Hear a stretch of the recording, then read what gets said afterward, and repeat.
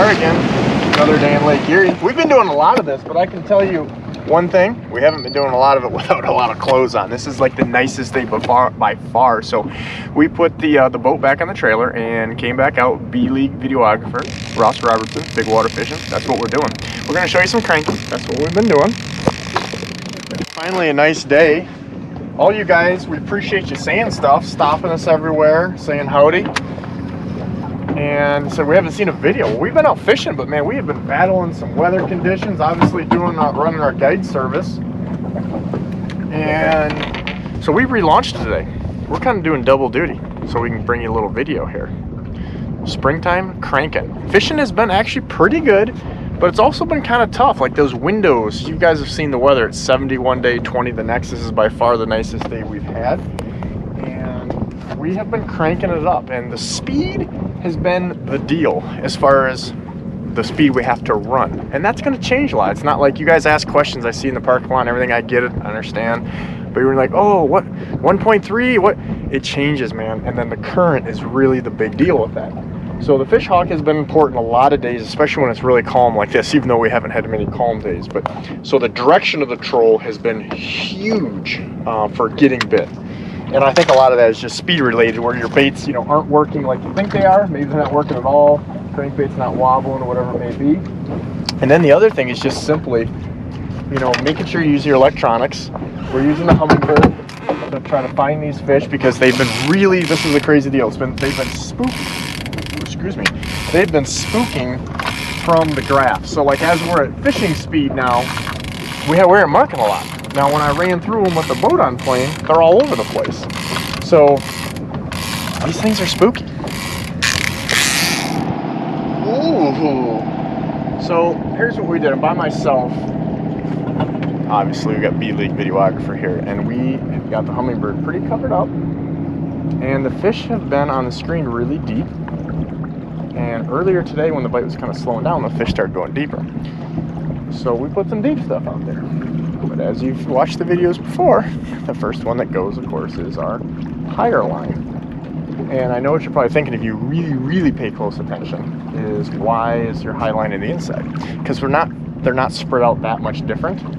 And we've been going so slow that when the leads aren't much different, I put the outside ones as the deepest line just so that I can clear a little bit easier, which I don't normally do if the lead is, if I'm trying to fish really high, you know, if I really want those fish to be super, super high. And this is chunky. I feel like this is Country Steve, like a la 215. You know, not Country Steve 2023. It's just thick. I can't even. Ooh. Oh, thick mama. Oh, thick mama. This thing's got braces, son.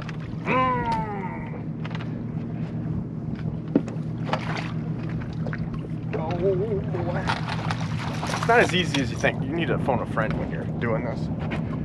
That thing is thicker than a Snicker. Woo! Side turn.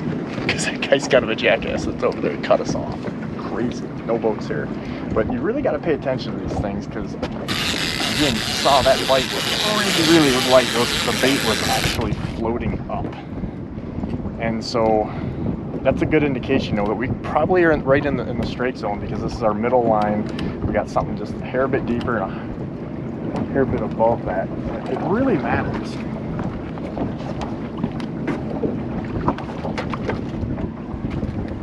With having these in a tight window, you know, when we get cleaner water a little later in the season, we can have things spread out because, in my opinion, those fish will come up from a farther distance, and so you don't have to be as dialed in. When it's cold like this, and the fish are maybe, you know, it's flat calm, maybe you can get a little bit more where the fish will travel in the water column, you know, it hits your stuff.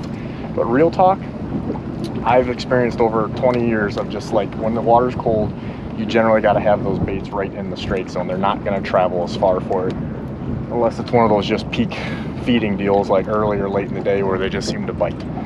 So could use an extra, you know, I could definitely use an extra pair of hands. Country Steve's fishing a tournament today. Whoop-de-doo. We'll put up the results, what he did if he didn't do good. If he did good, we're not going to probably tell you because you know how he's going to get. Suburb Kyle, I don't know where you're at. You're not commenting as much anymore. Maybe if you win the trip, you can fish with Steve. Did you buy any merchandise? I don't remember seeing Suburb Kyle on there, but that's probably not your credit card name either. I don't know what we have on here, but I know it's pretty good sized. One of the big things that I would tell you, again, simple little tricks, you guys are watching this, and I'm gonna tell you you're gonna pay big dividends, is, you know, spreading your boards out farther. That dude's excited. That guy's excited. Maybe it's because he heard about Suburb Kyle or Country Steve, but so spreading your boards out so it gives you more time. Like we got a double here, and that line's not going to crash in, and I have a little more room for error for not getting into another line. Because when we're going really slow like we are in this cold water, because even though we're dressed down for how it's been, that cold water, man, these fish don't pull out of the spread as much. You know, they're not going to be behind the boat generally. And so you can get tangled up a lot more. So spreading those boards out is huge for that. Because it'll allow you to get that other fish in when you're netting your buddy's deal over here or whatever. Man, that's just a lot of weight. Holy spicoli. Oh. It's hard for me to be patient. I have to tell people every day to be patient. But it's really hard for me to be patient too. Oh boy. Oh boy, Tankosaurus Rex. Oh boy, Tankosaurus Rex.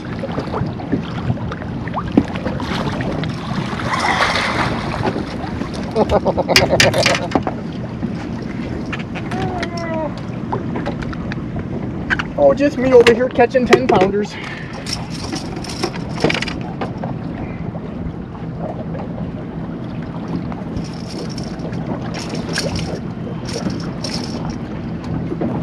We're not going to talk long, we're going to put this in, just take a picture of it. But there's a giant post-spawn female. We'd seen this fish probably a day or two ago, or maybe even today.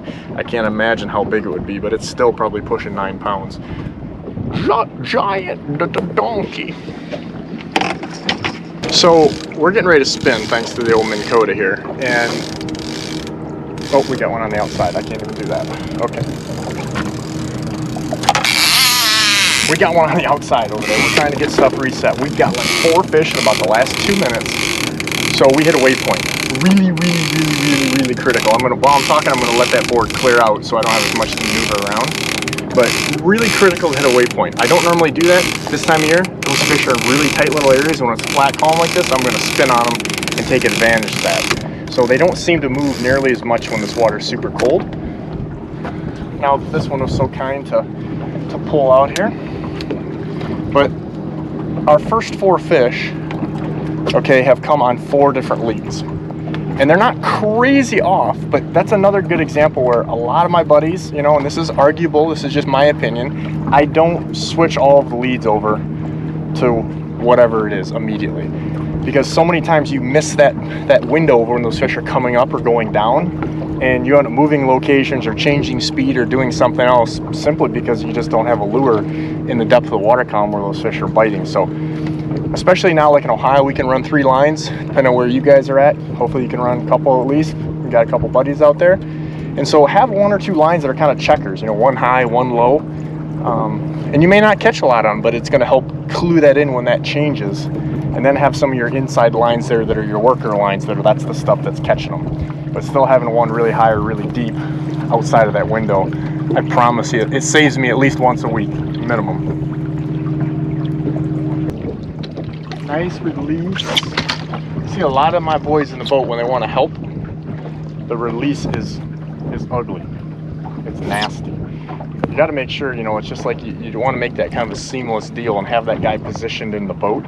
Obviously we can't show you that today because it's just me, but on guide trips, at least when guys help out, it's ugly. And you got to realize you don't want to snap that line. It's just no different if you were jigging and you just stop. Bad deal. Same thing again. We talked about most of these things in most of our videos, but everybody still doesn't seem to do it. I can't get guide clients to tell me what's on the line counter, so we're going to talk about it again. The other big thing is just always kind of reeling, even if you just slow your pace. You're basically pacing that fish is what you're doing, because when they start swimming with you, which I promise they will do, if that fish isn't hooked good, he's gonna roll those right out of there. It's crazy how they do it, but they'll just swim right with you, and you've got tons of slack in there. And I see guys that are hands off doing all this. That's always the dude losing fish, promise.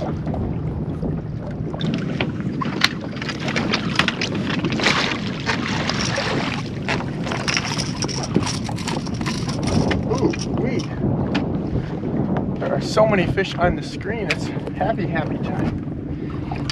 And again, you know, we were running the boat at about 25 miles an hour, and we saw that pod, and I went up about maybe a quarter mile past them just so we could kind of get set up, and we had quite a few fish here. One get off where we was trying to reel another one, but the only way when you're fishing this slow and you're going, let's say, maybe at the fastest would be 1.5, you just can't cover enough water. So one of the things you really want to pay attention to is, you know, your boards. I always get like, this is not like a high impact deal, right? But I always see guys in my boat especially, they're playing on their phone, they're not watching. Like, you'd be amazed at how many times you just get these light bites or you miss something that clues you in. Maybe you need to change a speed or do something. We just had that giant fish on a slow side turn, and we're getting ready to do another turn here because we kind of got out of that area. We had 5 bites in no time. So while Lake Erie doesn't often look like this, when it does, we're going to take advantage of that and spin right back on that pod. There's no sense in going looking for something else when we know they're biters, and there was really only one guy that was in that general area there. So he did cut us off too, but what are you gonna do? Well, guess what we did? We spun around and the current changed, so you can see what I did. I started that kicker up because we couldn't get our little soldier playing quite right. And this is like another time we did a turn, trying to get us around there, and a slow side. So that bait, like, envision what's going on there. That bait is floating up. So whether that's what they want, looks like a dead bait, or it's just really slowly moving, that's the deal. It's also a good time to try a bait like a husky jerk, because, well, we got a double, look at this. See, we needed that little boost from the kicker. We were dog legging, and I told Beedley, videographer over here, like, we got to get going and get our soldier straightened out, and boom, look what happened. Double. And the other big thing is we swung on these fish. Again, you don't get many days you can do it like this, but when you can, 100% take advantage of it. Hit a wave point. Don't think that you're going to know exactly where those fish are at, and you can almost drive over that again and get them because they don't move as much. So, again, what we talked about earlier, see how much spread I got on my boards there. That one's going to pull right out, and so it's not going to tangle. And we're going to hopefully not only just keep it on, but we're not going to have a tangle because we're busy. So whether you've got just, you know, somebody like just yourself fishing, or you got your neighbor or somebody that doesn't know what to do, that's a really big deal to getting those second or third fish. At the end of the day, when people always say, well, how many did you catch? Or we didn't catch that many. A lot of times you're doing the right things, you're just not being efficient. And these were both on the same lead too. So we're starting to see a pattern now. We've had 3 or 4 fish on the same lead.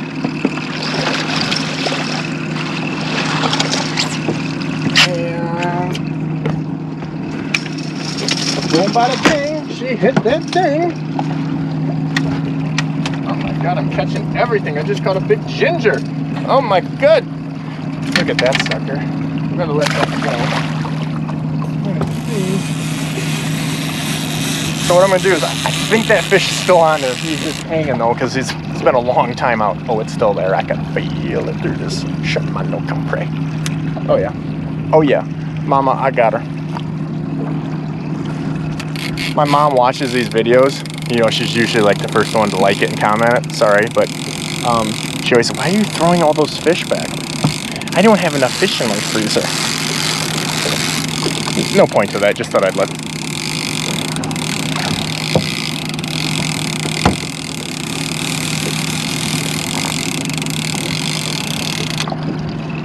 Alright. Oh my, boy. Very aggressive now. Very aggressive. And that happens a lot when these fish swim right with you and you're just taking line.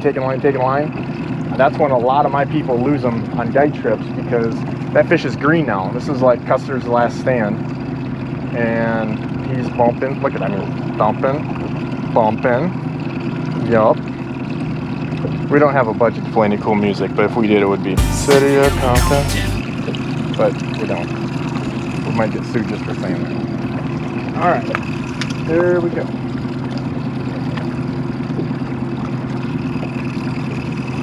Oh, he's feisty. This thing must be a ginger.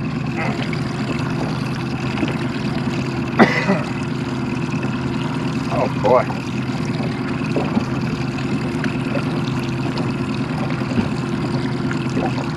Take your time at the boat, people.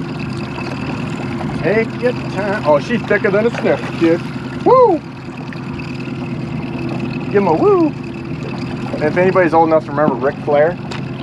Oh, yeah, yeah.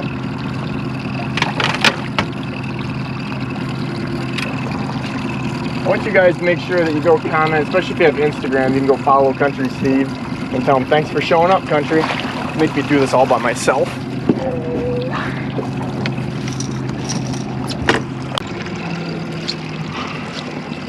This fish it's not light, but it's very feisty. We're gonna let him go. This is a future state record, I promise you. He's very, very, very feisty. Okay, outside board went. This is gonna be a hot mess, people. So what we're gonna do is a little flyby. This is a bad deal. That fish hit almost going motionless. So I don't even know what to tell you, but these fish are hitting when we're stalling the board. And so what I'm going to do is I'm free sea. I got nice rod spread there because I got those birch custom tackle trees. And this is a super dangerous move. But we're basically letting those, so the clicker's going, those fish are going up, or the lures are rather, and this is going to like kind of sweep underneath it. It's like Top Gun, like put on the brakes, goose, but it's a super dangerous maneuver. But it's what we had to do because that fish was just barely on. He hit there with a slack line, and I cranked down on him, and it was what it was. So we're gonna do this. This is gonna be our new outside.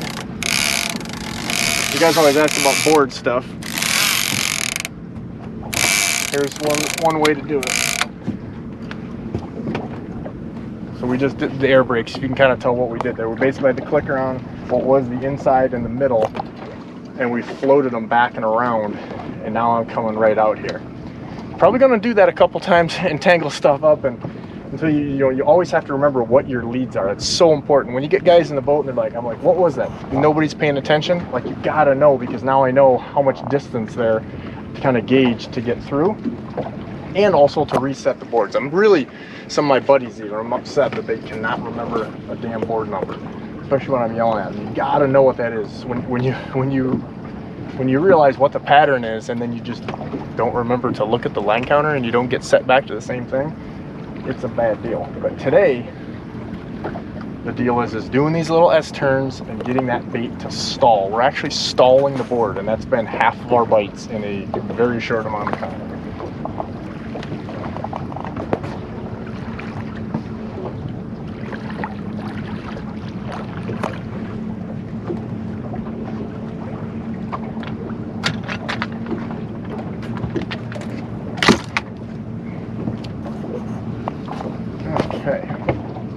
So we're going to give you another little thing too. We talk about this all the time, but here's a perfect example. Where that fish is at, we're pointing the rod at them. Guys always want to do this, but Bill Dance stuff, we're pointing right at that thing and just taking the slack in. And that way I can really get a feel for when he's swimming with or when he's thumping.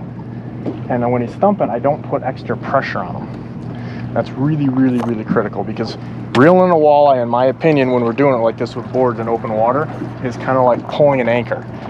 You go where the anchor's at, in this case what the fish is, and not where the line angle is.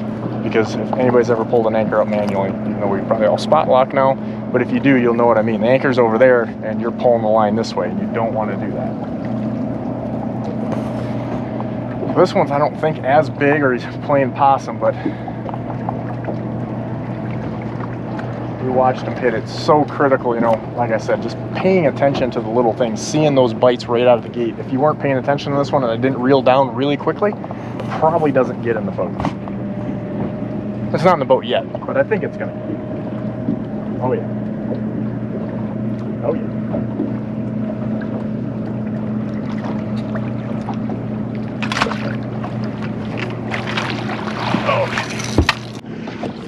Oh. He gone.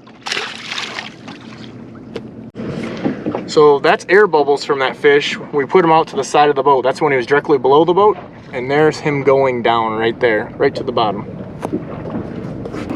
Real talk is pay attention to the trends. Because again, you know, like when we're out and we're guiding, we're running a bunch of lines and we got a 2-boat trip or something, you know, we talk about these things and it's like maybe it's a Wonder Bread type. And it doesn't matter what the head color is or this or that, but it's a Wonder Bread type deal, or basically white based, or then it's gold based, or chromes. And guys are catching them on 10 different chrome colors, but that's, you know, the thing to pay attention to. So when we set up here, we had a couple chromes, a couple whites, and just a couple kind of oddball different ones, and it's worked. You know, and as this cloud cover and the things change, you know, different lure colors will work. But again, the speed and the angle is so much more important than other stuff.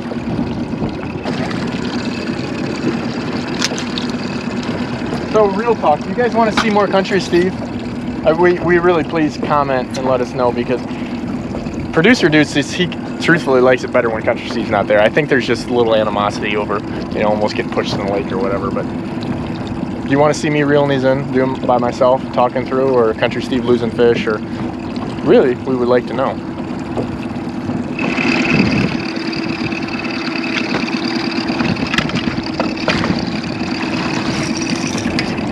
Oh, yeah.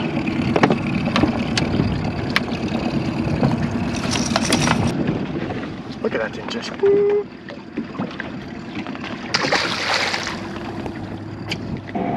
So we went out to do a little scouting. Of course, we listened to you guys, seen you guys at restaurants, boat launches, and all that good stuff. And you said, well, get us a video. We've been doing too much guiding. So we kind of did a double today and went out and just did a little bit of scouting and letting all these fish go. And no, we did not keep any this morning, at least I didn't, so that's why we're doing what we're doing. But nice big old females there. Probably still has eggs in her. We're gonna let Bertha go. That Ranger live well is kicking. And here's one that's right approaching that 30. Nice. She's all scarred up, nasty. Naughty girl. Appreciate you guys watching the videos, listen to the podcast, all around shenanigans. Make sure you subscribe to all our stuff. Watch us on social media. We've been doing big giveaways. That probably will continue if you participate. We've got merchandise on the Bigwater website. What else you guys want to see? Let us know. We're out.